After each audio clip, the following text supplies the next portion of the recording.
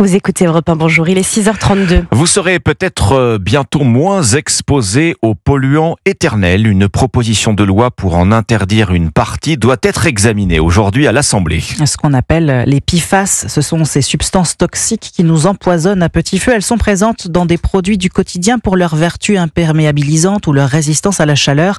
Reportage Mathis Lang. Léna, étudiante à Paris, prépare son repas et pour cuire ses aliments. Ça c'est ma poêle qui était déjà dans l'appartement quand j'ai emménagé il y a 3 ans. J'utilise des ustensiles pas forcément en bois, donc je pense que je l'abîme. Il y a presque plus de noir à l'intérieur. Le noir à l'intérieur, c'est du téflon, un revêtement qui évite aux aliments d'accrocher et qui contient des PFAS. Quand la poêle est rayée, ces polluants éternels se fixent alors aux aliments.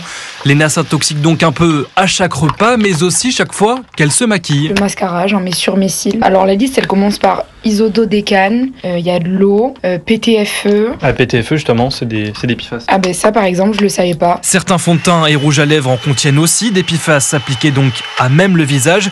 Ils servent ici à faire durer les produits plus longtemps.